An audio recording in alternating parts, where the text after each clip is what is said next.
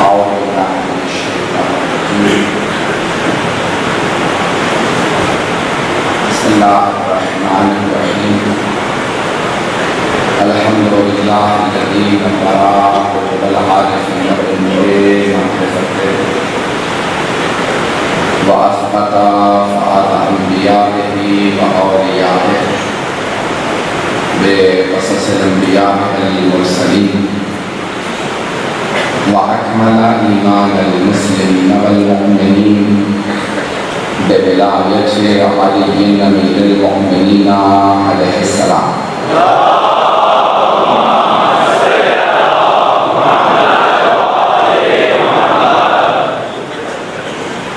والصلاة والسلام والتحية والإكرام على أفضل الموجودات العبد المؤيد والرسول المسدد المصطفى الأمجد المحمود الأحمد أعني أبا القاسم محمد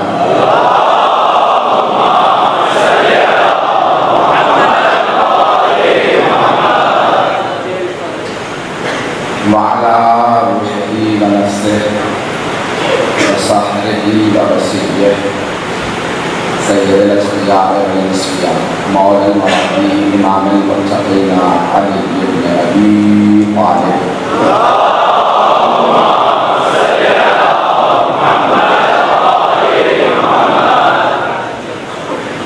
وعلى أصحابه لا سيما بقية الحافظين روحي وأرواح العالمين لتراب مقدمة الفداء واللعنة الدائمة على أعدائهم أجمعين من الآن إلى يوم الدين. أما بعد فقد قال الله الحكيم في كتابه الكريم بسم الله الرحمن الرحيم ومن يطع الله ورسوله فأولئك مع الذين أنعم الله عليهم من النبيين والصديقين والشهداء والصالحين وحسن أولئك رفيقا. صدق الله العلي العظيم.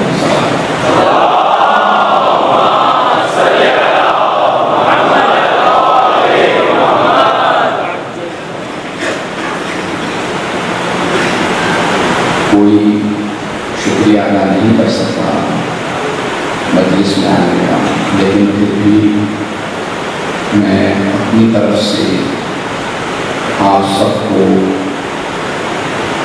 اس بات کا اطمینان دلاتا ہوں کہ اس موسم میں بھی جو خود میں سب کو وہاں لے کے آیا ہوں، گجرات میں بارش کی مجلس پڑھی اور پورا لباس بھی کیا، لیکن مجھ سے زیادہ جہاد اس مجمع کا تھا کہ جو اس بارش میں باہر بھی سن رہا تھا، اس میں میں دیکھ رہا تھا بچے بھی موجود ہیں، بزرگ بھی موجود ہیں، میری بہنیں بھی آئی ہوئی تھی. ہر جگہ پہ پوری دنیا میں اہتمام ہے. مختلف آزمائشیں ہوتی ہیں دین کے راستے پہ چلنے میں، اور حسین کا راستہ آسان نہیں ہے. اسی لیے کربلا میں جانے والے صرف 72 تھے اور عزا میں آنے والے عاشقان حسین ہی آتے ہیں. جو عشق رکھتا ہے بس وہی آ سکتا ہے، اور یہ عشق کھینچ لاتا ہے. نہ جانے کوئی کوفہ سے چلتا ہے حبیب کی شکل میں، کوئی حور کی شکل میں چلتا ہے، کوئی فخرین کی شکل میں. مختلف نیتیں ہوتی ہیں لیکن مقصد سب کا ایک ہوتا ہے، اور وہ مقصد ہے حسین ابن علی. میرا تو مقصد یہ ہمارے سید الشہداء ہیں کہ مجالس برپا کر رہے ہیں. میں نے جو موضوع شروع کیا تھا ہمارے آج کے عنوان سے، اس کو جاری رکھوں گا کہ بہت سی باتوں میں ہمارا اختلاف رائے ہو سکتا ہے بہت سے اور مسلمانوں سے، لیکن ہمیں اپنا عقیدہ جاننا ضروری ہے. ایک عقیدہ جو بڑے شدت سے بہت سے مسلمان پیش کرتے ہیں اپنا عقیدہ، وہ ہے خیر و شر کا عقیدہ، اچھائی اور برائی کا عقیدہ. توجہ ہے میرے ساتھ سب لوگوں کو؟ میری آواز سب کو آ رہی ہے صاحب صاحب؟ تو جان کیا میری عقیدہ ہے خیر و شر سے متعلق. تو ایک پوری بحث آتی ہے کہ خیر و شر آئے قرآن میں ہے موجود، خیر روشن کرنا، یعنی اللہ سے ہی خیر بھی ہے، شر مانا اس معنی میں بہت سے لوگ پیش کرتے ہیں کہ اگر آپ کو کوئی اچھائی ملتی ہے تو اللہ سے ملتی ہے، برائی جو آتی ہے وہ بھی آپ کو اللہ سے آتی ہے۔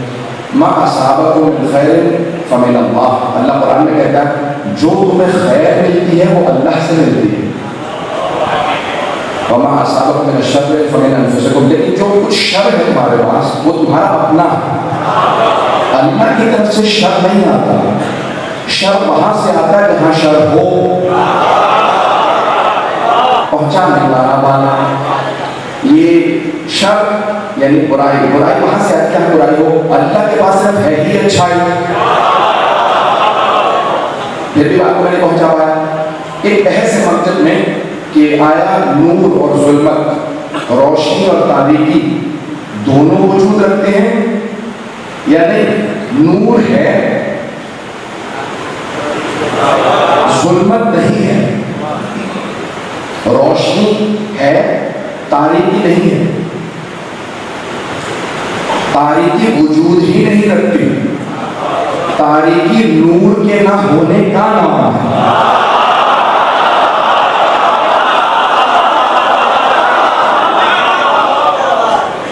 ظلمت اور تاریکی، اندھیرا نور کے نہ ہونے کا نام ہے۔ میں بہت سارا سے مثال دوں گا اپنے نوجوان بچوں کے لیے خاص طور سے۔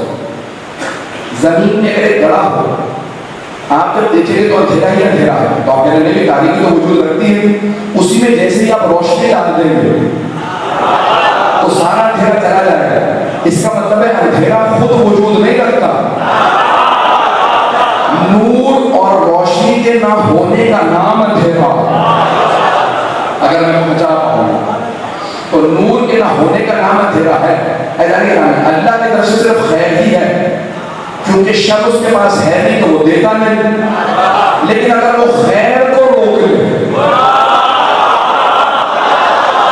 تو شر ہمارے اپنے اندر ہے،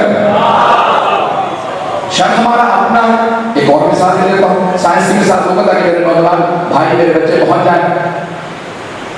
زمین گول ہے، جتنا نور زمین پہ ہے، اور سے دیکھیے میرے ہاتھوں میں یہ زمین ہے، یہ سورج، جتنا نور زمین پہ ہے وہ سورج سے ہے، جتنا نور زمین پہ ہے، جتنی روشنی زمین پہ ہے وہ سورج سے ہے، لیکن جتنی تاریکی، جتنی ظلمت، جتنا اندھیرا زمین پہ ہے وہ سورج سے نہیں ہے، وہ زمین کا اپنا ہے، کیونکہ سورج میں تو ظلمت اور تاریکی ہے ہی نہیں، سورج میں صرف روشنی ہے تو وہ صرف روشنی دے سکتا، اس میں اندھیرا نہیں۔ ابھی بھی نہیں پہنچا سکا، توجہ ہو میرے ساتھ، یہ جتنی روشنی زمین پہ ہے وہ سورج سے ہے، کیونکہ سورج میں روشنی ہے، جتنی روشنی زمین پہ ہے نا وہ ساری سورج سے ہے، اور جو تاریکی ہے وہ اپنی ہے۔ کیوں؟ کیونکہ زمین نے سورج سے رخ پھیرا ہوا،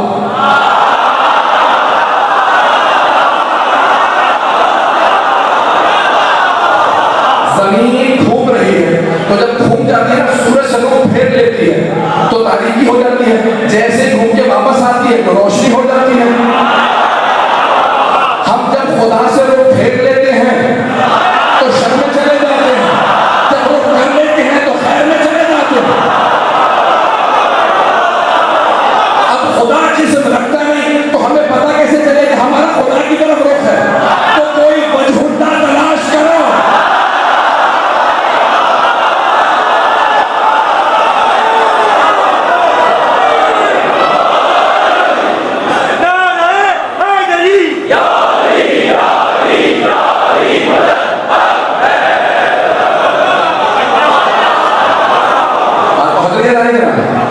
تو یہ محرم جیسے کہ آتا ہے تو ہم خیر ہی خیر میں ہوتے ہیں،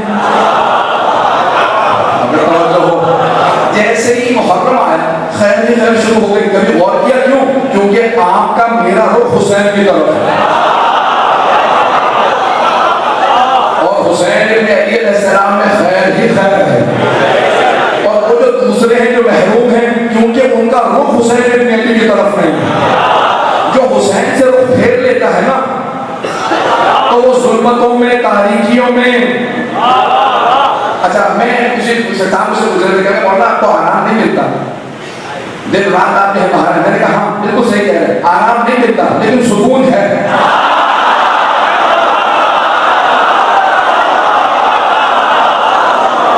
آرام نہیں ہے لیکن سکون ہے. کئی لوگوں کو آرام پڑا ہے، سکون نہیں ہے. عزیزان کرام، یہ زندگی میں سکون حسین سے آتا، اس لیے ہمیشہ روح کو سید الشہداء کی طرف رکھیں، خیر ہی خیر رہے گی.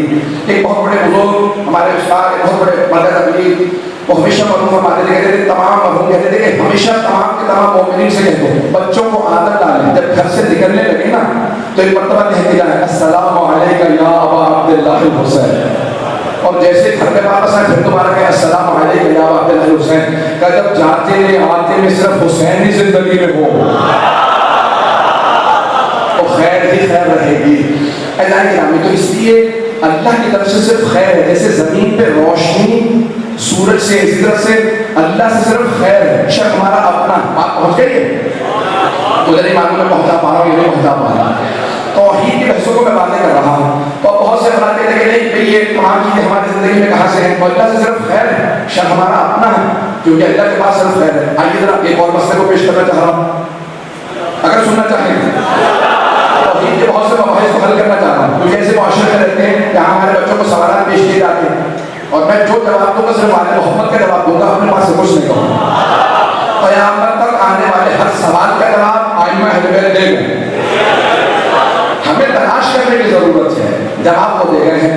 اور بہت سے لوگ کہتے ہیں کہ بھائی یہ خیر و شر کی بحثوں سے اگر آپ آگے چلے جائیں کیونکہ اللہ نے ہماری تقدیر لکھ دی ہے. مقدر، تقدیر، قسمت، بہت سے الفاظ ہیں ہر زبان میں اور الفاظ، ہمارا فیٹ، ڈیسٹنی، جتنے الفاظ کہیں گے اتنی زبانوں میں پیش کر دوں گا. سمجھنا آپ کا کام ہے، میں صرف الفاظ ہی پیش کر سکتا ہوں. تو وہ کہتے ہیں تقدیر لکھ دی ہے اور میں جو کچھ کر رہا ہوں وہ تقدیر کی وجہ سے ہے. اللہ نے تقدیر لکھ دی تھی. یزید کو برا نہیں کہنا چاہیے کیونکہ اس کو تقدیر میں لکھا ہوا تھا. لوگ پہنچ رہے ہیں، پہنچ رہے ہیں، بات بن رہی ہے.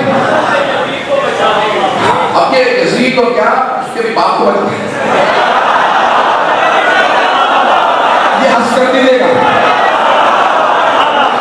تو اب کیا کیا ہمارے لگا بھائی کس طرح سے بچایا جائے. تو انہوں نے کہا کہ بھائی نہیں آپ کسی کو برا نہیں کہہ سکتے. میں یزید کا نام ہی نہیں لینا چاہتا. پتہ نہیں کون کون ہے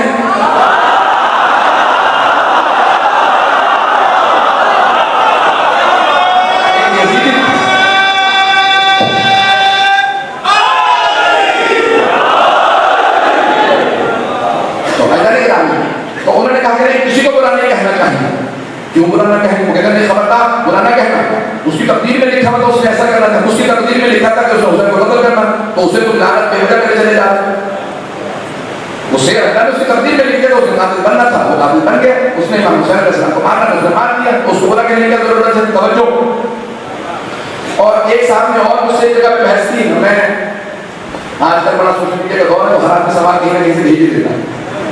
تو کہنے کہ بے وجہ آپ جو ہے لوگوں کو ناکار کر رہے ہیں مسلمانوں کو کہ بھئی اس کے نام بھیجو، اس کے نام بھیجو. یہ غلط ہے سب. کیوں کہ امام حسین بہت سخی ہیں، بہت کریم ہیں، کریم نانا کے کریم نواسے ہیں.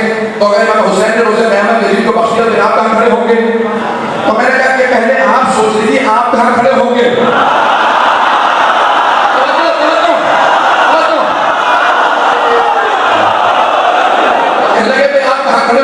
حسین نے یزید کو بخش دیا تو آپ کہاں کھڑے ہوں گے؟ میں نے کہا پہلے آپ سوچیے آپ کہاں کھڑے ہوں گے. امام حسین جتنے بھی کریم ہوں اللہ سے زیادہ کریم نہیں ہے. اگر اس نے شیطان کو بخش دیا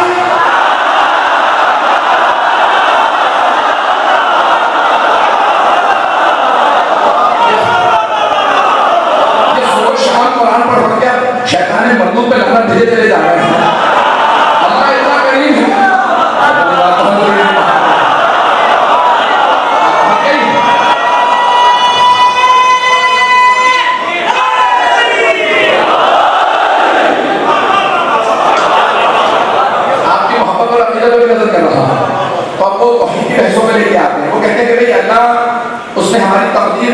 مقدر لکھ دیا.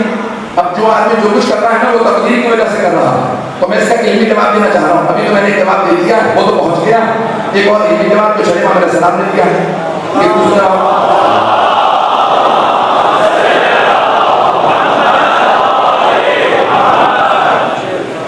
یہ جو جواب میں نے پیش کیا تھا وہ آپ نے پسند فرمایا. امام کا علمی جواب ہے, بہت گہرا جواب ہے, بہت ٹھوس جواب ہے, اسے بھی سن لیجیے.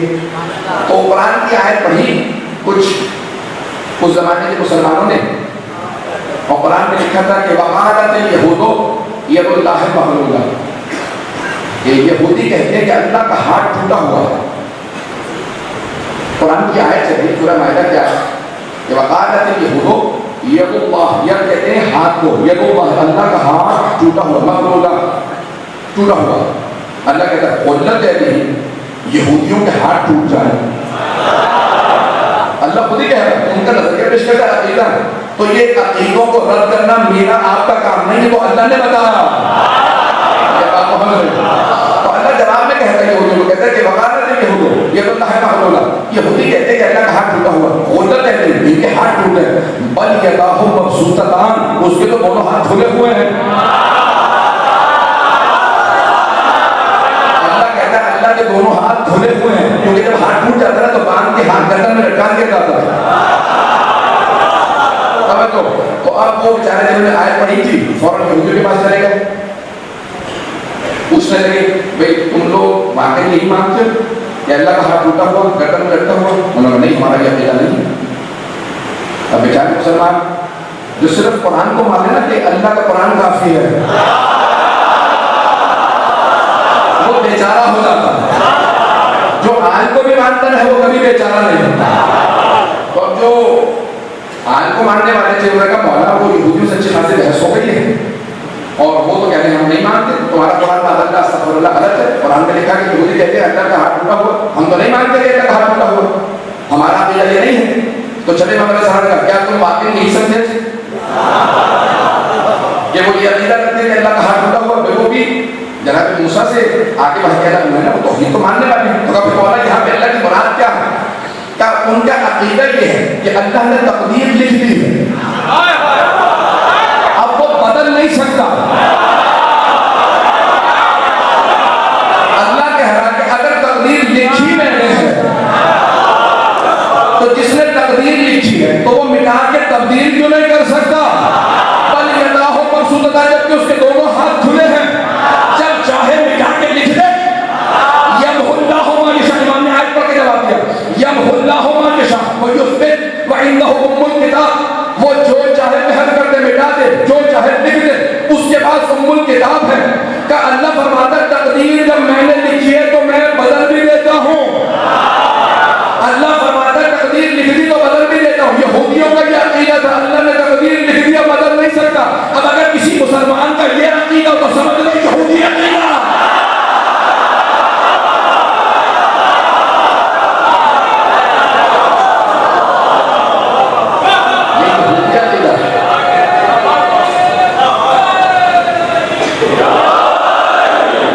یہ عقیدہ مسلمانوں کا عقیدہ نہیں ہے کہ اللہ نے تقدیر لکھ دی اور وہ تبدیل نہیں کر سکتا. تو کسی نے پوچھا مولا پھر تقدیر بدلتی کیسے ہے؟ پوچھا مولا تقدیر بدلتی کیسی ہے؟ کہا اپنے ہونٹوں کو ہلاؤ اور اپنے حجت خدا کو مخاطب کر کے کام کہو, نہیں پہنچا سکتا. شفتین, امام نے اپنے لبوں کو ہلاؤ, اپنے لبوں کو ہلاؤ. اور ایک آدمی نے امام کو خط لکھا, امام علیہ السلام کو,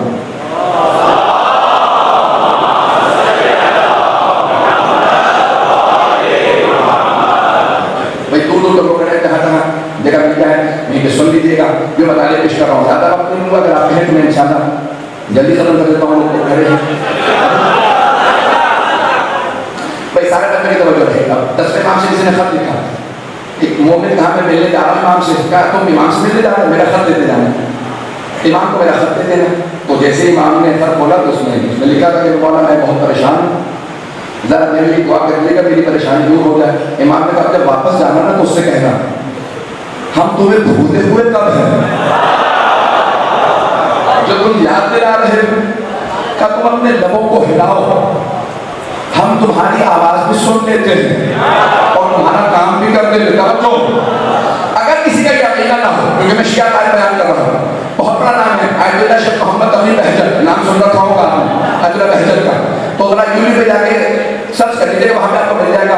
ایک طالب علم نے کیمرہ آن کیا, ریکارڈ کر رہا ہے, بہجت کو نہیں معلوم, کہا ہم امام زمانہ سے آپ کے کہنے کی وجہ سے باتیں کرتے رہتے ہیں, کیا مولا ہماری باتیں سنتے ہیں؟ تو آقا مرحوم شیخ محمد علی بہجت نے جواب دیا, کہا کہ یہ جو تم نے بھی سوال کیا نا, اس سے پہلے کہ میں سنوں مولا نے سنا,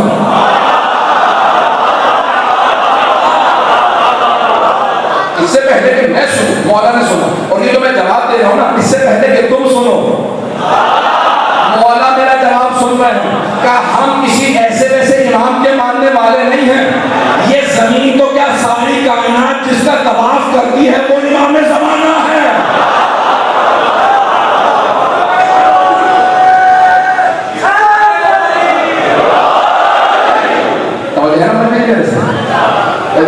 امام سے کہا ایک اور روایت پیش کر تو سننا چاہیے.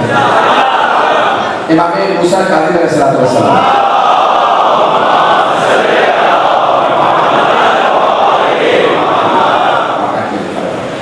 ساتھ میں امام سے 2 بھائی ملنے کے لیے آنے کے بعد مولا پر سلام کیا. اچھا دیکھیں ہر زمانے میں ہر طرح کے لوگ موجود ہیں. جیسے آج کے زمانے میں کوئی بہت ہی مضبوط ایمان کا شیعہ بھی ہوتا ہے, کوئی بیچارہ ضعیف الایمان بھی ہوتا ہے.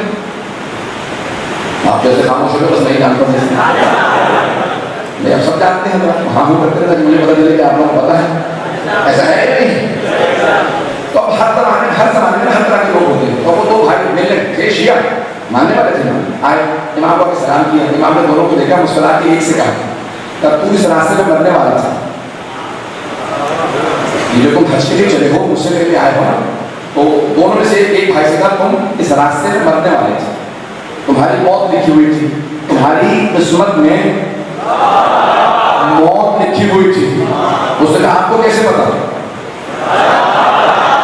امام سے کہنا چاہتا, تو کہا آپ کو کیسے پتا؟ امام نے کہا کہ پہلے پوری بات سن لے پھر سوال کرنا. جب تم چلے نا تو راستے میں تم دونوں اپنی پھوپھی سے ملنے گئے تھے. اس نے کہا مولا کہے تو تھے کسی کو بتایا نہیں, آپ کو کیسے پتا؟ امام نے کہا ابھی بھی پورا نہیں سنا, بیچ میں بولے چلا جا رہا.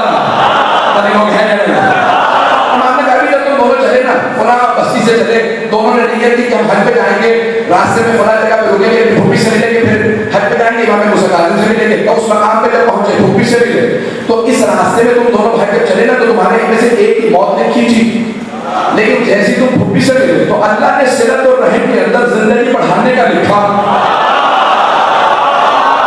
صلت اور رحم یعنی اپنے خودی رشتہ داروں سے ملنا, اور قدر رحم یعنی خودی رشتہ داروں سے واسطہ توڑ لینا.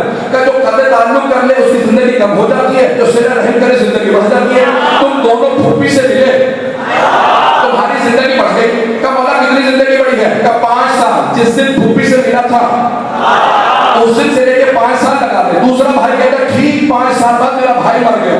میں نے کھڑے ہو کے فوراً مولا کو سلام کیا, جو بغیر دیکھے بتا دے کس کی زندگی کم ہو رہی ہے کس کی بڑھ رہی ہے, اسے حجت خدا کہتے ہیں.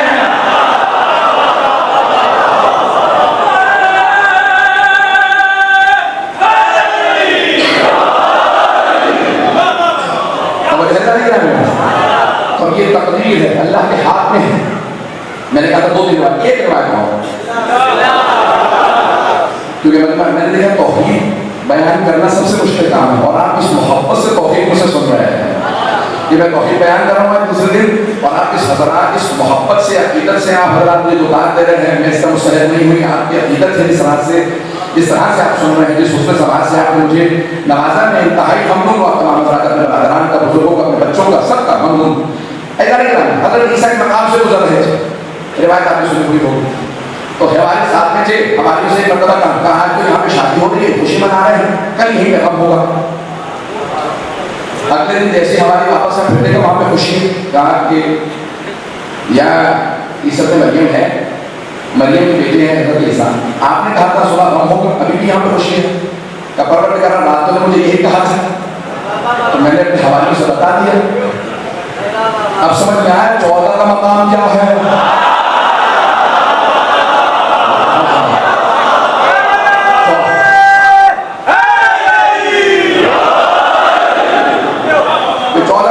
ابھی بھی میں پہنچا نہیں پا رہا,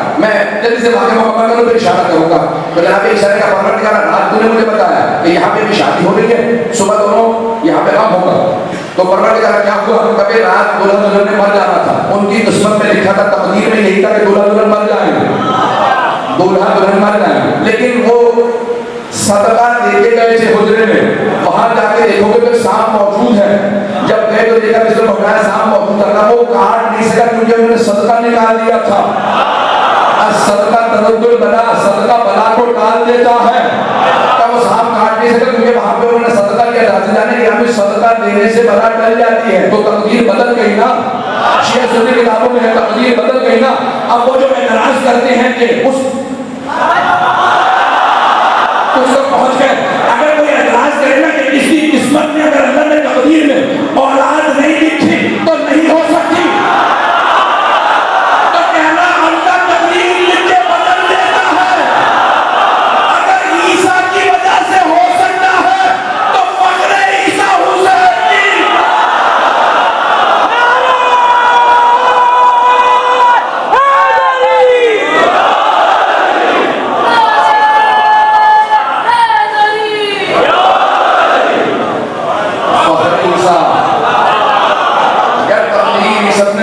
کی وجہ سے بدل سکتی ہے، صدقے کی وجہ سے بدل سکتی ہے.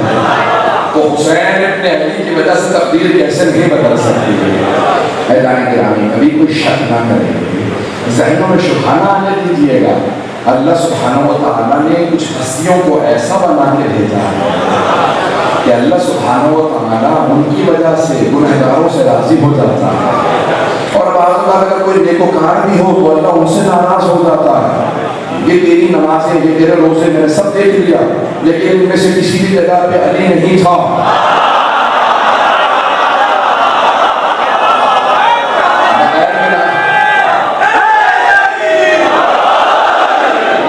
بغیر ولایت علم کے طالب بھی تو نمازیں لے آیا تھا، یہ روزے لے آیا تھا. یہ عبادتیں قبول ہی نہیں ہے جب تک کہ آل محمد کی بلا نہ ہو. مجھے نہیں معلوم آپ پہنچ رہی نہیں پہنچ رہی ہے. گھبرا کے میں نے سنا ہے نا چلتے ہیں کچھ دیر اور لوں گا. اللہ نے کلام کی تقدیر انسان کی اللہ سبحانہ و تعالیٰ نے مختلف چیزوں سے تبدیل نہیں چٹا بنا دے کہ ہم آل محمد صلہ رحم سے بہتر کچھ نہیں جانتے جو زندگی بڑھا دیں. اگر وہ نہیں جانتے اس کا مطلب نہیں ہے. یعنی کوئی شے نہیں ہے جو صلہ رحم سے زیادہ زندگی بڑھانے والی ہو. تو امام نے فرمایا اپنے خونی رشتہ داروں سے ملتے جلتے رہنا. اور اللہ نے کلام ایک جملہ کہوں گا اور مجھے آپ کی حسن سماع پہ پورا یقین ہے. وہاں آخری فرق تک دروازے پہ کہا جاتا ہے جو کھڑے سب کے سب اس جملے کو خاص طور سے سنیں گے اور سب کے سب کوئی خاموش نہیں بیٹھے گا. میں اپنی پورا پوری جگہ دوں گا آپ کی خدمت میں کہ عزیزان جان بہت سے لوگ مجھ سے کہتے ہیں مولانا آپ زیارت کی بہت زیادہ تعریف کرتے ہیں، زیارت پہ جاؤ زیارت پہ جاؤ زیارت پہ جاؤ. ہمارے پاس پیسے نہیں اس لیے زیارت پہ نہیں جا سکتے. کچھ کہتے ہیں کہ صحت نہیں تھی میں اس لیے زیارت پہ نہیں گیا. کوئی کہتے ہیں میں بہت بوڑھا ہو چکا ہوں اس لیے زیارت پہ نہیں گیا. میں بیمار تھا اس لیے زیارت پہ نہیں گیا. ارے بھائی زیارت اچھے حالات میں نہیں ہوتی، صحت نہیں ہے پھر بھی جائیے باہر سے لے کے آئیے. دولت نہیں ہے پھر بھی جائیے باہر سے لے کے آئیے. بھائی کسی بھی حالت میں جاؤ سب کچھ باہر سے لے کے آؤ. ارے وہ حسین جو غیروں کو نواز رہے اپنوں کو کیوں نہیں نوازیں گے؟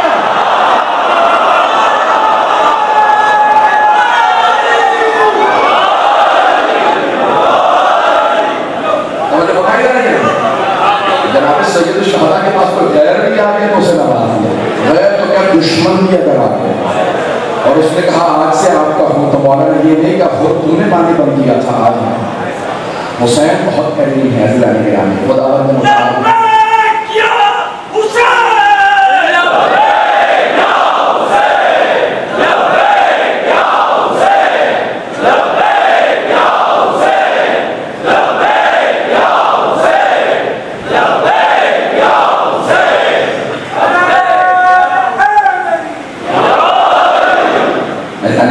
یہ تمام نظام قدرت اور توحید کو سمجھنا بہت ضروری ہے. جملہ اگر میں نے جملہ پیش کیا ہو اس کو استعارت کے طور پر پیش کر رہا ہوں کہ ہمارے بہت سے بات کہتے ہیں کہ نہیں غیر اللہ سے نہ ماننا، اللہ کے علاوہ کسی اور سے نہ ماننا.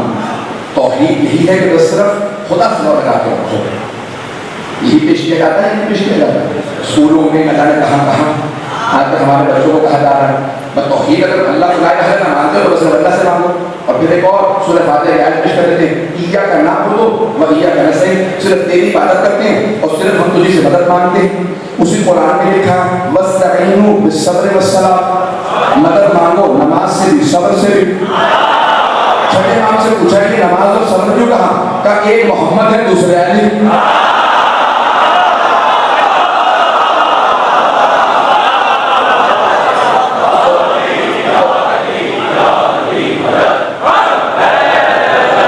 مجمع اتنا ہے کہ یہاں والوں کا نعرہ باہر نہیں جاتا، وہاں والوں کا ادھر ہی پہنچ رہا ہے.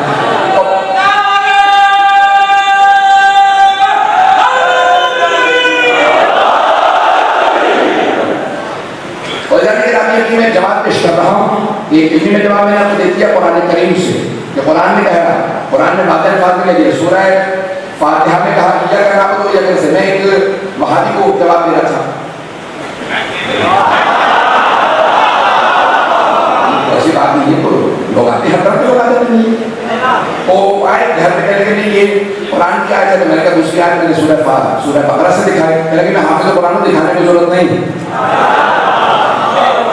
لیکن حافظ قرآن مجھے پتا بتا دی، مجھے پتا آیت ہے. کہنے کہ مجھے کچھ سمجھ میں نہیں آ رہا. کیا سمجھ میں نہیں آ رہا؟ ایک جگہ اللہ کہہ رہا ہے ایاک نعبد و ایاک نستعین، بس دوسرے مدد مانگتے ہیں. دوسری جگہ خود جگہ کہہ رہا ہے واستعینوا بالصبر والصلاۃ. اچھا خاصا آزاد ہے. اب مجھے ساتھ میں کنفیوز ہو گیا نا. حافظ قرآن میں نے وہ آیت پڑھی ہوئی تھی، اب آپ سے بھی سن لی ہے، اب مجھے کچھ سمجھ میں نہیں آ رہا. میں نے کہا اسی لیے کہتے ہیں حسبنا کتاب اللہ نہ کہو.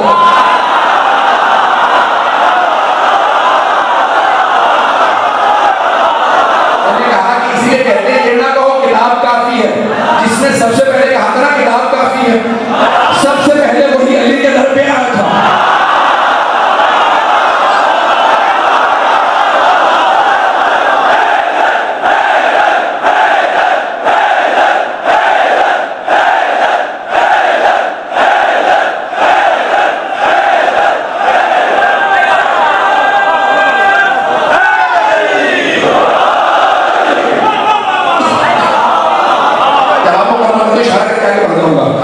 سب سے پہلے کہا تھا نا، میں نے نام نہیں لیا کسی کا. اس نے سب سے پہلے کہا تھا حسبنا کہ پیغمبر نے کہا انی طالب فیکم صدرین، میں دو گراں کر کے چھوڑے جا رہا ہوں. کتاب اللہ و حکمت اہل بیت، اللہ کی کتاب اور اپنی ہجرت. تو ایک صاحب کھڑے ہو کے کہا حسبنا کتاب اللہ، یا رسول اللہ ہمیں اللہ کی کتاب کافی ہے، آپ کی ہجرت کی ضرورت نہیں. جس نے کہا نا، تو جیسے پیغمبر کا وصال ہوا، اب کسی نے یہودی نے سوال پوچھ لیا قرآن سے. یہ 3 سوال ہے، قرآن سے جواب دے. تجھے قرآن سے جواب بھی چاہیے، تو تو یہودی ہے، تو قرآن سے جواب بھی مانگا. کہ بھائی میں یہودی ہوں، تو تو یہودی نہیں ہے.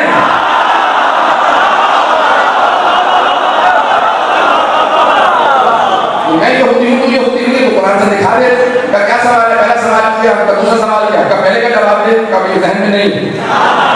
دوسرا سوال پوچھا کہ یہ پہلے سے زیادہ مشکل. تیسرا سوال پوچھا کہ یہ بھی ذہن میں نہیں آ رہا. کبھی تم واقعی اس جگہ پہ جہاں بیٹھے ہو شریف بیٹھے ہو یا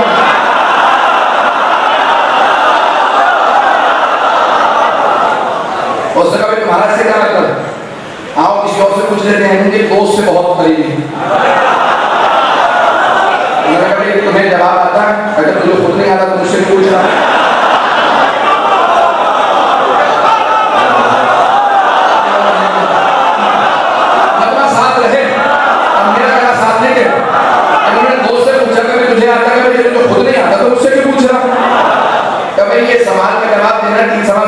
جواب نہیں آ رہا، اب کسی اور سے پوچھ لیتے ہیں. شاید پھر بیٹی سے پوچھ لوں،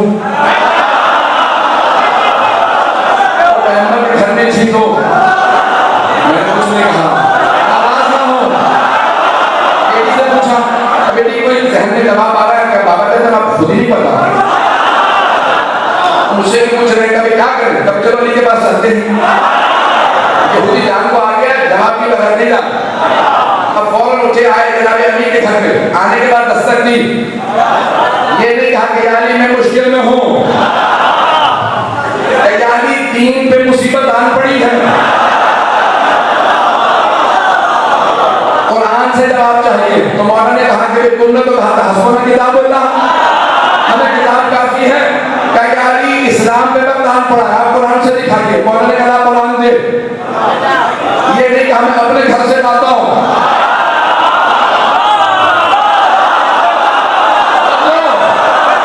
उसी के हाथों से कुरान लिया, मौला ने कुरान खोला और एक मरतबा इशारा करके कहा यहाँ जवाब है।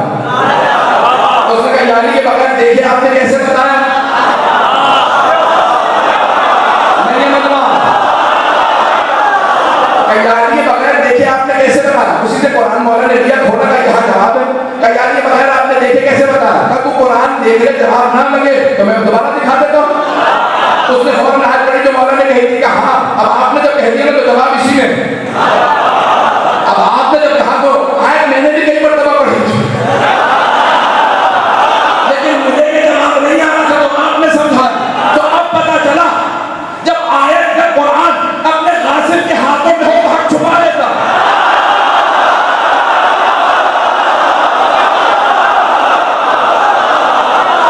जब वारिस के हाथों में आता तो अपना हक खोल देता। मैं अपने अंदाज से कह देता हूँ, जो भगवान जो मेरे भाई अभी तक नहीं पहुंचे उनके लिए अपने अंदाज से कहूंगा। तो मौला ने कुरान हाथों से लिया, हाकिम के हाथों से कुरान लिया, जैसे कुरान लिया कुरान खोला तो मेरा ये अंदाजा कि कुरान में खुलने के बाद आयत ने निकल के मौला को सलाम किया होगा।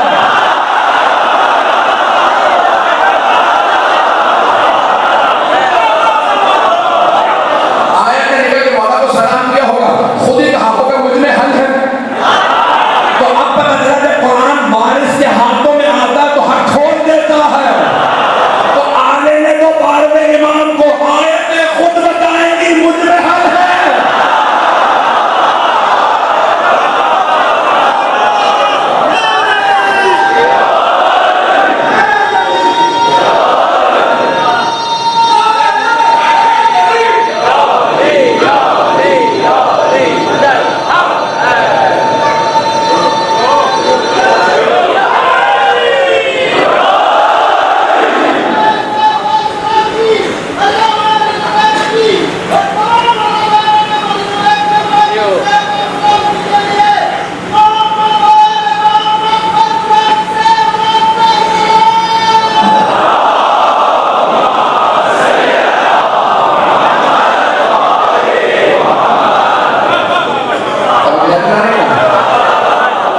कुरान को समझाने के लिए आल की जरूरत है और कुरान के अंदर तजाद नहीं है। जब इंसान खुद समझने की कोशिश करेगा तो हर जगह तजाद नजर आएगा। बात कहने है कि मैं किसी को जवाब पेश कर रहा था, वो कहते एक जगह लड़ने के लिए करना पड़ो और ये करना सही, दूसरी जगह कहा वस्तईनु बिस्सब्र वस्सलाम, तो ये तजाद हो गया, तजाद नहीं है। जब तुम कहोगे ना हस्बुना किताबुल्लाह तो तजाद करेगा। जब आल के पास आ जाओगे तो वो आयतों को हल कर देंगे। आयत में आयत की तफसीर है लेकिन आल समझा सकती है कौन सी आयत किस आयत की तफसीर है। और जो एक हमारे बहुत बुजुर्ग आए लगे हैं, बहुत बड़े हो चुके हैं, तो कह रहे कि मैं हमामे अबाकबा के अंदर हज पे गया हुआ था, जन्नतुल बकी में खड़ा था। तो अब जैसे हमामा अबाकबा देखा तो लोग आने लगे, और हर आदमी आगा ये वो ज़्यादा सर तो इतने में जाके मुतबा आया, उसका क्या बात है तुम बकी में तब्दील क्यों कर रहे हो? कहने लगे ये बताओ तुम क्या कर रहे हो? कहने लगे मैं भी तब्दील कर रहा हूँ लेकिन मैं मुतबा हूँ, मैं अपॉइंटेड हूँ। तवज्जो से सुनिएगा, मैं अपॉइंटेड हूँ, मैं मंसूब हूँ, मुझे नस्ब किया गया इसी काम के लिए, तुम्हें नस्ब नहीं किया गया। तुम्हें ये 1400 साल बाद समझ में आ गई बात? जिसे नस्ब किया जाए उसकी मानो, जिसे मंसूब किया जाए उसकी मानो, जो खुद ब खुद बन जाए उसकी ना मानो।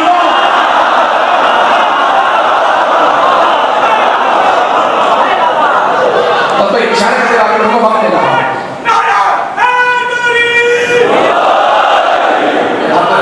नारा मुझे पूरा यकीन है कि नजर तक आपकी आवाज आती है।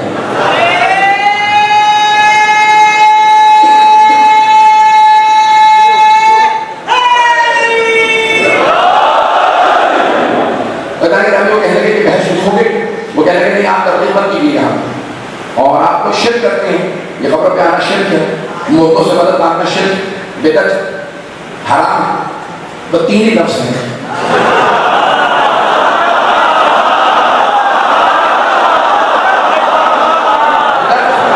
शिर्क, हराम,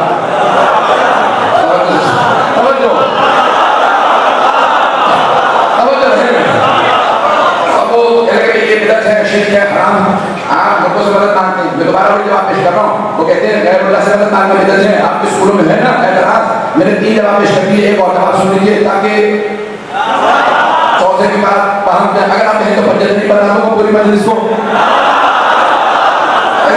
تو وہ کہنے کہ یہ بدعت ہے, شرک ہے, حرام ہے, آپ غیر اللہ سے مدد مانگتے ہیں, ان مردوں سے آ کے مدد مانگتے ہیں.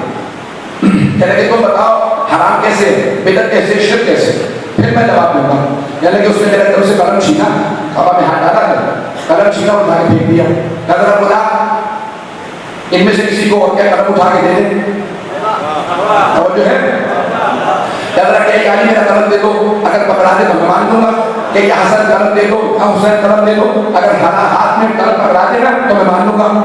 جیسے آپ سارے خاموش ہو گئے نا, سارا مطلب لکھنے لگا کہ باہر کراتی جواب کے دیتے ہیں کہ اگر تیری منزل مان لوں, تیری دلیل مان لوں, تو پھر تو اللہ بھی مدد نہیں کر سکتا.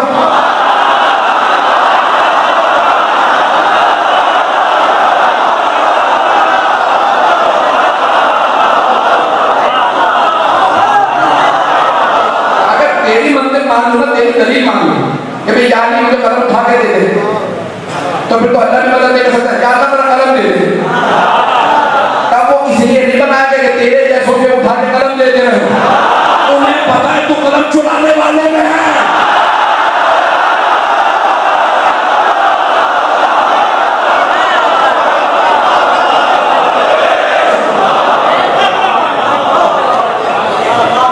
کیسے اب وہ شرمندہ ہو گیا کہ میں نے ایسی دلیل دیا کہ واقعی میرے اپنے خلاف چلے گئے. خدا سے نہیں تو قلم اٹھا کے اللہ کے نہیں پتہ نہیں مجھے ہے نہیں, لیکن دلیلیں وہ بہت لے کے آئیں گے. ایسا نہ کرنا شرک ہو جائے گا, ایسا نہ کرنا بدعت ہو جائے گی, حرام ہو جائے گا. ایک بہادری 5 دلیل دیکھو, میں بہت جلدی سے, وقت نہیں ہے میرے پاس. مرحوم سید محسن حکیم, آیت اللہ محسن حکیم 1970 میں انتقال ہوا. زندگی میں پوری زندگی بس ایک مرتبہ حج پہ گئے 1968 میں, 1968 میں حج پہ گئے تو شاہ رام نے کہا میرا جہاز لے جائے. اس زمانے میں مسجد تو بہت بڑا نام تھا حکیم, انہوں نے کہا نہیں اپنے خرچے پہ جاؤں گا, ہمارے یہاں دوسروں کے خرچوں پہ حج نہیں ہوتے.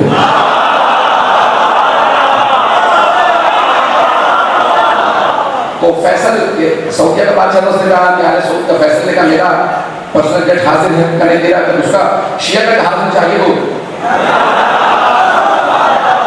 دوبارہ مختلف بادشاہ کو وزیر اعظم نے کہا کہ ہمارے سب کے آپ کے لیے یہ جہاز حاضر ہوں, کرنے اپنے خرچے پہ جاؤں گا. نظر سے چلے گا پہلے کازمین جاؤں گا, نام الحوائج کے بعد میں سلام کروں گا, وہاں سے ایئرپورٹ جاؤں گا. تو پورے رستے میں علماء, اس زمانے کے علماء بتاتے ہیں کہ پورے رستے میں شیعوں نے پورے رستے میں قربانیاں دی کہ آپ کی حفاظت کے لیے بھیج رہے ہیں. ایک شیعہ بڑھتے جا رہے تھے, وہاں پہنچے, فیصلے کا میں ملنا ضرور چاہوں گا. تو بلایا, اب وہ مدینے جب گئے تو مکے میں جیسے پہنچے, عمرہ تمتع جب بتانا آ چکے, حج بھی نہیں آیا تھا, وہ اپنے محل میں آیا کہ ایک ملاقات ہو جائے, میں اپنے علماء کو بھی بتا لوں گا. ٹھیک ہے, دعوت ہے, تمہارے علماء بھی آ رہے ہیں تو آ جاؤں گا. اب ان کے اس وقت سب سے بڑے مفتی تھے, مفتی اعظم کا نام عبداللہ بن باز, ذہن میں نام ہے, چلے نہیں, اچھا یہ چلے. تو عبداللہ بن باز نامی کا مفتی اعظم سب سے بڑا مفتی کا مانا جاتا ہے, جو یہ پہلے مجھے نہیں معلوم آپ کہنا چاہتے ہیں.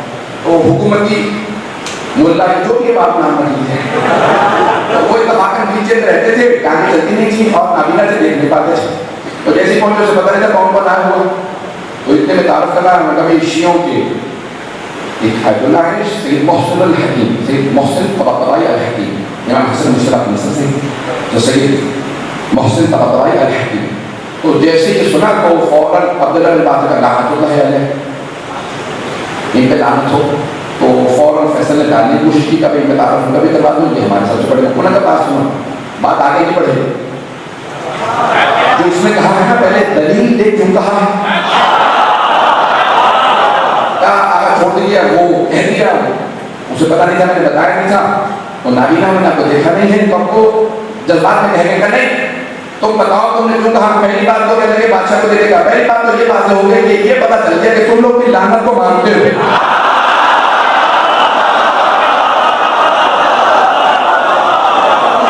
اب کو دھرنا کے تو نہیں سن رہا.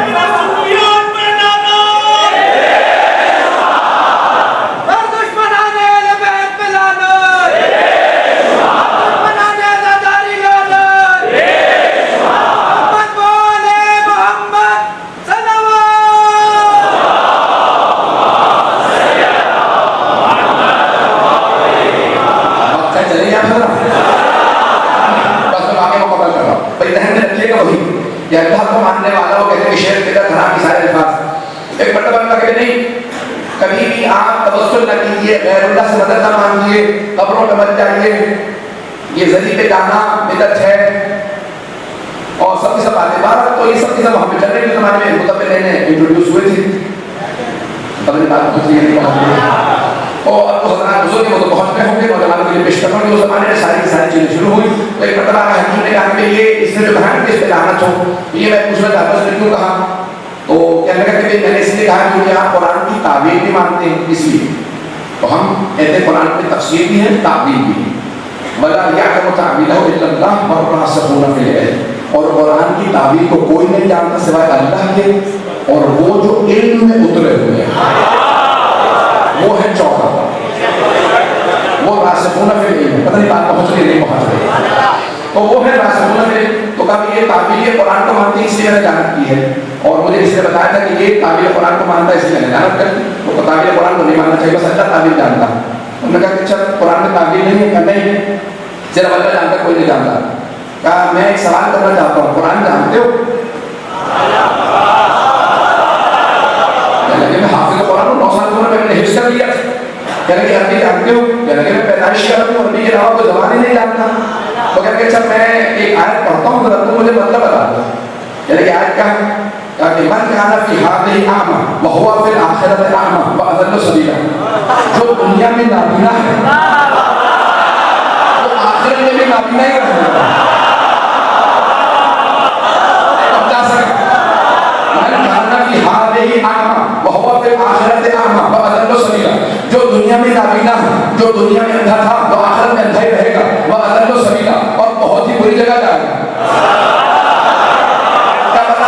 مطلب کیا؟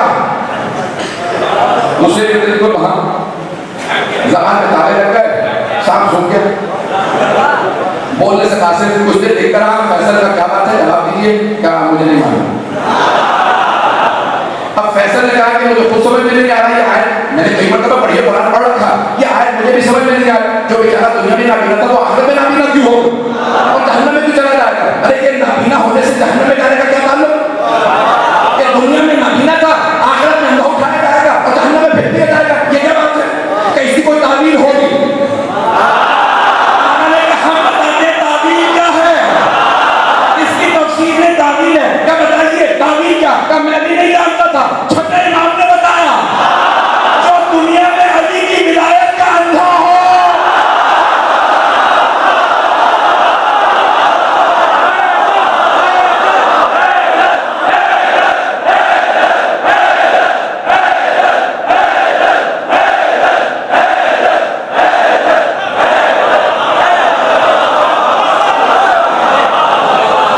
دنیا میں علی کی ولایت کا اندھا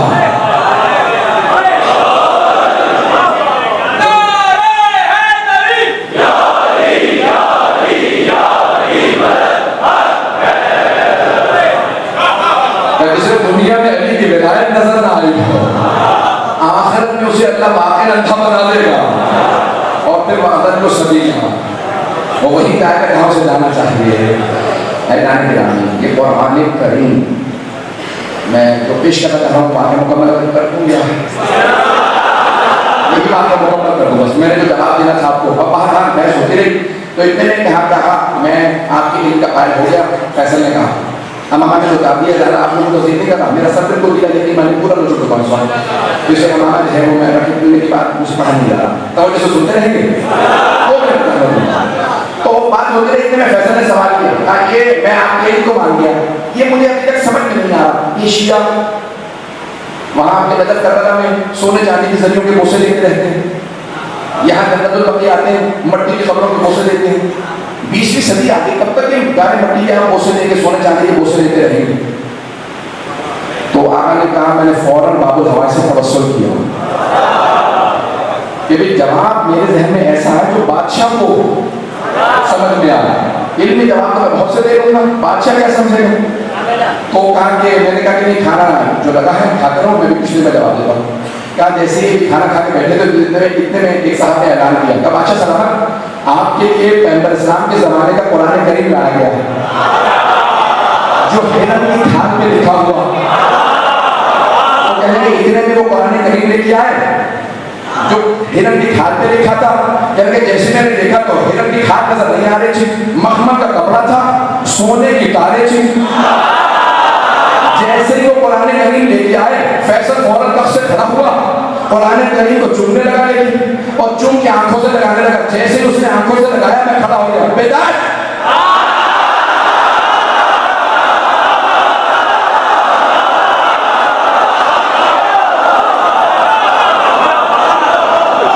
جیسے ہی اس نے چوما نا تو میں نے فوراً کہا بیدار شیخ حرام تین الفاظ ذہن میں ہیں. جیسے ہی میں نے کہا تو فیصل نے چومنا تو فوراً چھوڑا. کہا آقا آپ کا دماغ صحیح ہے؟ تو قرآن کریم چوم رہا ہوں اور آپ یہاں پہ کھڑے ہوئے شور لگا رہے ہیں. کہا بھائی یہ تم قرآن کو نہیں، تم سونے کی تاروں کو چوم رہے ہو، تم مخمل کے کپڑے کو چوم رہے ہو. یہ سونے چاندی کی تارے کا نہیں، میں اس سونے چاندی کے مخمل کے کپڑے کے اس لیے بوسے دے رہا ہوں کیونکہ اندر قرآن ہے. کہ ہم بھی گھارے مٹی کے بوسے نہیں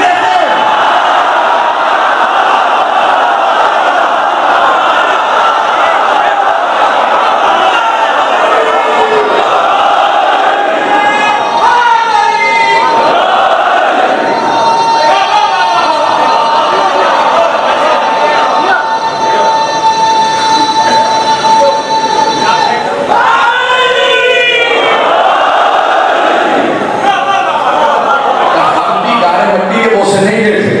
سونے چاندی کے ذریعوں کے بوسے نہیں دیتے، وہ جو اندر نبی اور آل نبی اس عقیدت کی وجہ سے ہم چومتے ہیں. تو کہا کہ آج اس سال بالباز نماز نہیں پڑھائے گا، آپ نماز پڑھائیے گا. ایزان گرامی آپ کو اگر کہیں سے جواب چاہیے تو آپ کو آل محمد ہی کے پاس ملے اور بغیر ان کے توحید قبول نہیں ہے. توحید کو سمجھنا ہے تو محمد و آل محمد سے سمجھے. یعنی تاریخ گواہ ہے کہ بہت بڑی ہستی جناب حمزہ سید الشہداء ہے کہ جنہوں نے جناب ختم مرتبت پہ اپنی جان قربان کر دی. بہت دلیر تھے، بہادر تھے، ختم مرتبت سے بہت محبت کرتے تھے. بہت کے جب میدان میں آئے تو بہت میں جو لشکر کی سربراہی مشرکین و کفار کے لشکر کی سربراہی کرنے والا تھا اس کا نام تھا ابو سفیان.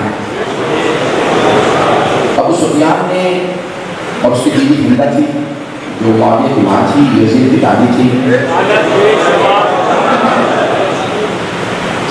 ہندہ نے ایک مرتبہ ایک ابو سفیان سے کا ایک غلام میں نے دیکھا ہے جو بہت نیزہ باز میں ماہر. انہوں نے وہ غلام خریدا، نام اس کا وحشی تھا. اس سے کہا کہ بھائی ہندہ نے خود کہا اس کہ ہم تجھے آزاد کر دیں گے، دولت دیں گے، بہت کچھ اسے کہا کہ نوازیں گے، بس صرف ایک کام ہے محمد یا علی میں سے ایک کو قتل کر دیں. تو اس نے کہا میں محمد کو نہیں مار سکتا، ان کے چاروں طرف لوگ ہوتے ہیں، اور علی کو نہیں مار سکتا، ان کی چاروں طرف نظر ہوتی ہے. تو پھر ہندہ نے کہا کہ پھر میں اور کچھ نہیں سنوں گی، مجھے حمزہ کا کلیجہ چاہیے. اس نے کہا میں حمزہ کو مار تو دوں گا لیکن ایک شرط ہے، سامنے سے وار نہیں کروں گا. حمزہ شیر کا شکار کرنے والے ہیں، وہ مجھے جان سے مار دیں گے، چیز دیں گے، بہت دلیر ہیں، ایک وار میں 2 ٹکڑے کر دیتے ہیں. میں پش سے انہیں حملہ کروں گا. ہندہ نے کہا مجھے اس کی پرواہ نہیں ہے، مجھے حمزہ کا کلیجہ چاہیے. اور خود آیا اور لوگوں نے وہ گانے بھی لکھے جو وہ گاتی ہوئی آئی تھی، نحن بنا پارت نمشے بنوا، پورے گانے لکھے ہوئے ہیں، پورے جو اپنے ساتھ وہ پلٹون لے کے آئے. ایک مرتبہ وہ بجا رہے تھے، سب کچھ سارا سلسلہ گانے بجانا ہوتا رہا. ایک مرتبہ سارا کا سارا جو مجموعہ بکھر گیا رسول خدا کے اصحاب کا. تو وحشی نے پش سے ایک مرتبہ جناب حمزہ سلام اللہ علیہ کو پش سے نیزہ مارا، ان کے سینے سے باہر آ گیا. تو ایک مرتبہ جناب حمزہ دیکھنے لگے نا تو کہا یا رسول اللہ آپ تنہا رہ جائیں گے، بس ایک علی آپ کے پاس ہیں. میں اپنی جان آپ کو قربان کرنے میں کامیاب رہا، لیکن اس بات کا کوئی غم نہیں کہ میں جا رہا ہوں. اب سمجھ میں آئی میدان کربلا میں ہر اصحاب میں انصار میں جاتے میں ہوتے ہوئے یہ کہتے مولا آپ تنہا رہ جائیں گے. تو اب ایک مرتبہ جناب حمزہ سلام اللہ علیہ گر گئے. جب گرے تو فوراً ہندا فوراً پہنچی اور وحشی سے کہا ان کا کلیجہ ان کا سینہ چیر دے. اس نے پورا سینہ کاٹا کھولا, اس نے کلیجہ نکالا اور کھانا چاہتی تھی, لیکن چلے ماں فرماتے ہیں کہ اللہ نے کلیجے کو اتنا سخت کر دیا تاکہ وہ کھا نہ سکے کہ ایک سید الشہداء کا جسم کا کوئی بھی ٹکڑا مشرکہ کا جز نہ کرے, تو اسے سخت کر دیا. لیکن اگر آپ زیارت عاشورہ یا کوئی زیارت پڑھے تو اس میں آئمہ نے جب ہندا پہ لعنت کی ہے نا تو یہ جملہ کہا ہے وَابْنَ آخِلَةُ الْأَكْبَارِ, قبر کی جمع اکبار, کلیجہ چبانے والی کے بیٹے, اللعین ابن اللعین, کہ وہ بھی ملعونہ تھی, اس پہ بھی لعنت ہو, بیٹوں پہ بھی لعنت ہو. یعنی مرتبہ اس نے سینہ چاہ کروایا جناب حمزہ کا, وحشی نے کلیجہ نکال کے دیا, چبانا چاہا کھا نہیں سکی. اس نے کہا کہ ان کا غسلہ کر دو, ان کی ناک کاٹو, ہونٹ کاٹو, کان, ان کی آنکھیں نکال کے مجھے دو, ہاتھوں کی انگلیاں, پاؤں کی انگلیاں کاٹو. تو وحشی نے سارے اعضاء کاٹے. کہ مجھے ایک ہار میں پھرو دے, گلے میں ڈال کے مکے جاؤں گی, بتاؤں گی کہ میں حمزہ کا یہ جگر لے کے آئی ہوں. تو اتنے میں پیغمبر اسلام نے کسی سے کہا, صحابی سے, جاؤ ذرا جا کے دیکھو میرے چچا کہاں ہے. جانتے ہیں نا کہ بھتیجوں کو چچا سے کتنی محبت ہوتی ہے. ایک مرتبہ صحابی آئے, آنے کے بعد دیکھا کہ میں یہ پوری خبر رسول خدا کو نہیں دے سکتا. اتنے میں خود رسول خدا نے کہا یعنی اب آپ خود جا کے دیکھیے چچا کہاں. جناب علی مرتضیٰ اٹھے اور آئے اس جگہ پہ جہاں جناب حمزہ کو شہید کیا گیا تھا. جب آئے تو آ کے بہت روئے. جب روتے رہے تو جناب سرور کائنات خود اٹھے کہ میں خود جا کے دیکھوں گا چچا کہاں ہے. جب آئے نا اور آنے کے بعد دیکھا کہ مسئلہ کر دیا گیا ہے, پورے جسم کے ٹکڑے کاٹے گئے, تو پیغمبر لاشیں پہ رش کر کے گر گئے, روتے ہوئے گر گئے, رحمت للعالمین لاشیں پہ گر گئے اور بلند آواز سے رو رہے تھے. جب ایک مرتبہ ہوش میں آئے تو اور زیادہ رو رہے تھے, کہا میرے چچا کا مسئلہ کر دیا. ابھی رو ہی رہے تھے کہ ایک مرتبہ مدینے میں خبر پہنچی پیغمبر زخمی بھی ہے اور رو بھی بہت رہے ہیں. ایک بیٹی نے کہا مجھے میرے بابا کے پاس سے لے چلو. جناب سیدہ نے خواتین سے کہا میرے ساتھ چلو, میں تنہا نہیں جاؤں گی. جب چلی نا تو رسول خدا کی پھوپھی جناب صفیہ پھوپھی ہے رسول خدا رضی اللہ کی, جناب حمزہ کی بہن. تو انہوں نے کہا میں بھی چلوں گی. سب نے برقع لیے پہنچ گئی. کہاں بہت کے میدان میں. ایک مرتبہ پیغمبر بھی بیٹھے رو ہی رہے تھے. ایک پھوپھی نے, ایک بہن نے کہا یا رسول اللہ مجھے بھائی کے لاشیں پہ آنے دو. مجھے نہیں پتا میں کیسے پڑھوں گا. یا رسول اللہ مجھے ایک بہن کو بھائی کے لاشیں پہ آنے دو. پیغمبر نے صحابی سے کہا میری پھوپھی سے کہہ دو کہ میں آنے نہیں دے سکتا. جب اس نے صحابی نے جا کے کہا نا کہ آپ کو رسول خدا نے منع کر دیا ہے کہ بھائی کے لاشیں پہ لاؤ, تو جناب صفیہ نے کہا میں نہیں مان سکتی کہ پیغمبر کسی بہن کو بھائی کے لاشیں پہ نہ آنے. کیا رسول خدا سے کہو کہ ایک بہن کو بھائی کے لاشیں پہ آنے دے.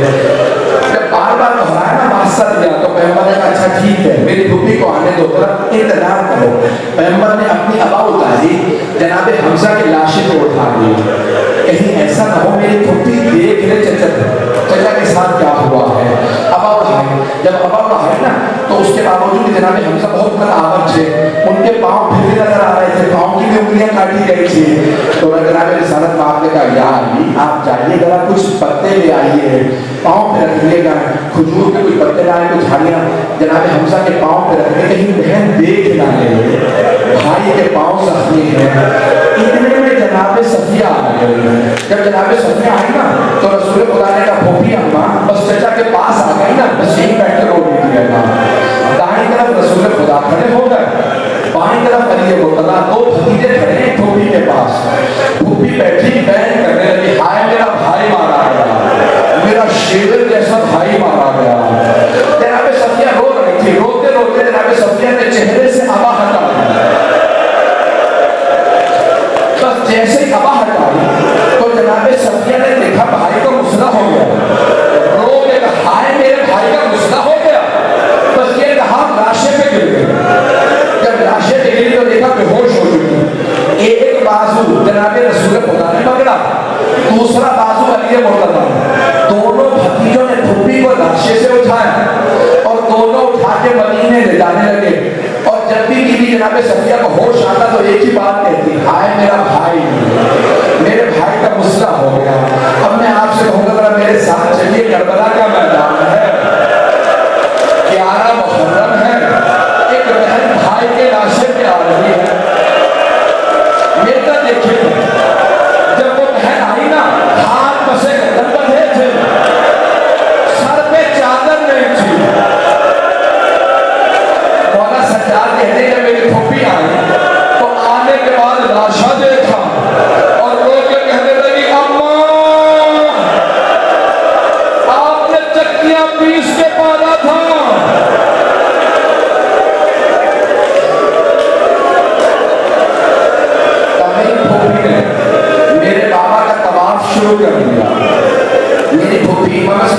है। मेरी फूफी मेरे पापा का तवाफ करने लगी, तवाफ करती जाती थी, रोती जाती थी।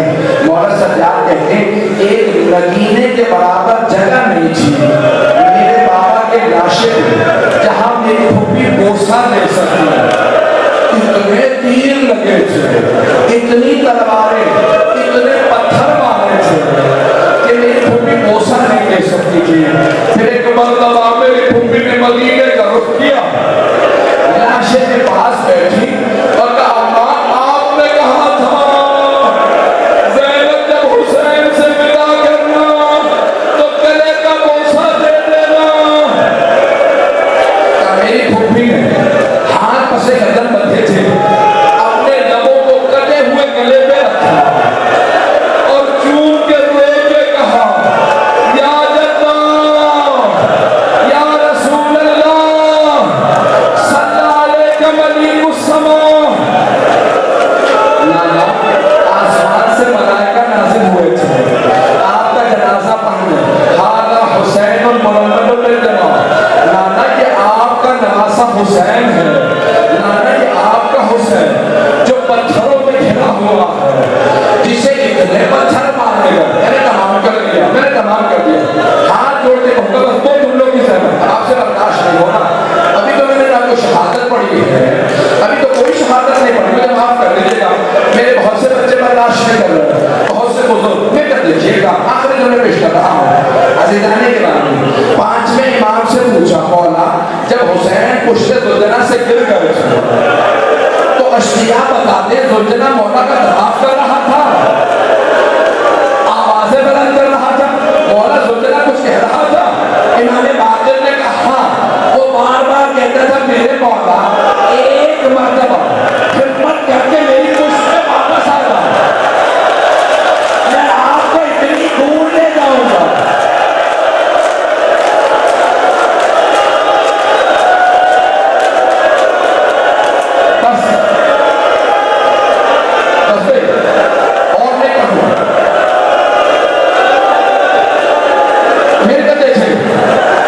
इमाम बाक़िर ने कहा कि ज़ुलैखा बार-बार मौला हुसैन से कहता मेरे मौला बस एक मर्तबा करता जाता था, कहता था मौला बस एक मर्तबा खिदमत करके मेरी पुश्त पे वापस आ जाओ, मैं आपको इतनी दूर ले जाऊंगा फिर कोई तीर नहीं लगेगा।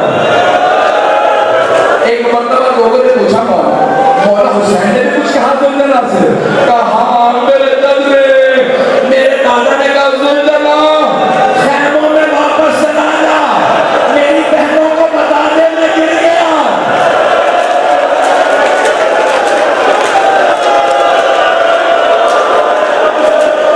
रोके आखिर लौज़ अहमद नहीं बोला। अच्छा मौला जब वो ज़ुलैखा वापस चला तो वो कहते फिर भी आवाजें बुलंद कर रहा था, वो ज़ुलैखा कुछ कह रहा था।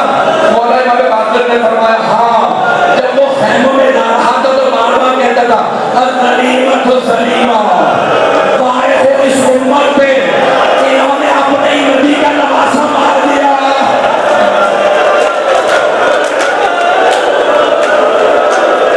अला रहमतुल्लाहि अलल कौमिल ज़ालिमीन व सयअलमुल लज़ीना ज़लमू अय्युल मुनक़लिब।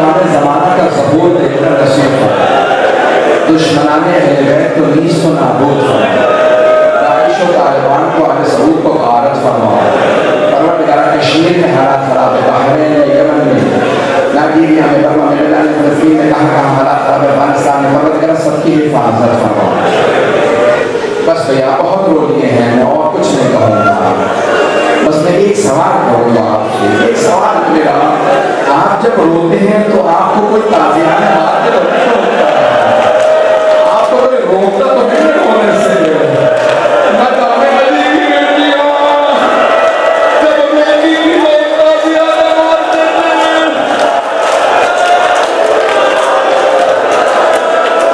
پروردگار ہم سب کے ہمارے زمانہ کا ضرور دیکھ کر رسول ہوگا تقبل منا انك انت السميع العليم بحق محمد وآله الطاهرين